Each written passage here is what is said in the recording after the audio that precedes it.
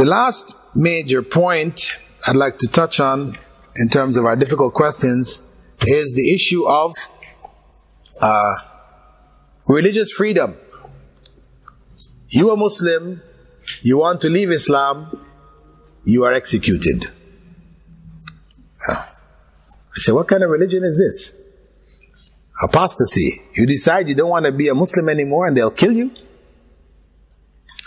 Sounds pretty serious. You know, and they say, okay, that's why so many of you don't convert, because you're afraid of death. Reality is that, of course, in the West, they do execute people for treason, isn't it? You commit treason, you sell state secrets to the enemy, you will be executed. So, the issue of the state and protection of that state is one big enough that you can be killed for. In Islam, religion and the state are one.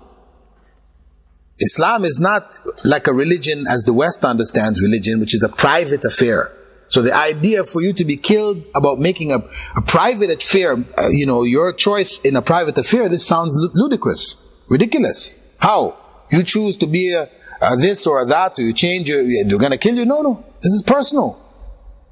So they have to understand that religion in Islam is not a personal affair alone. Yes, it has a personal element, but it is the state.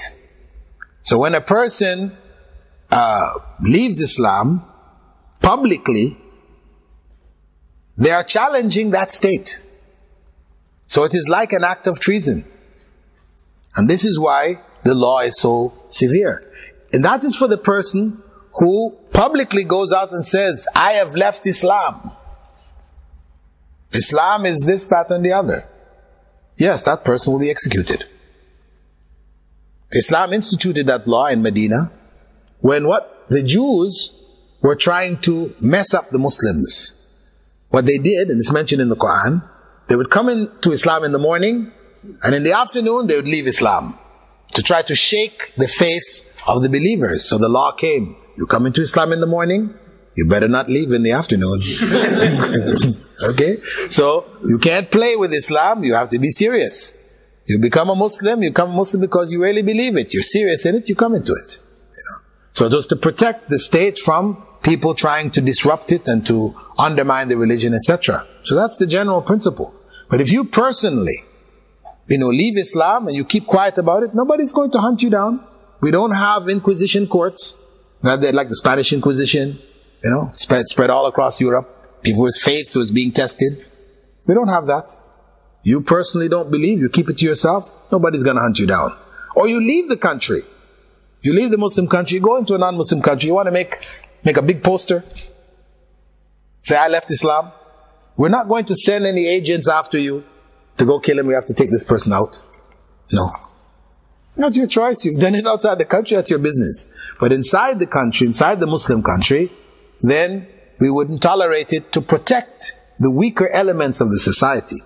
Where if somebody is openly rejecting Islam, that can get into the hearts of others whose Islam is shaky and draw them into disbelief also.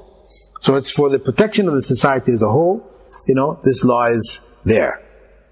And as I said, we stress the concept of Islam and state being one.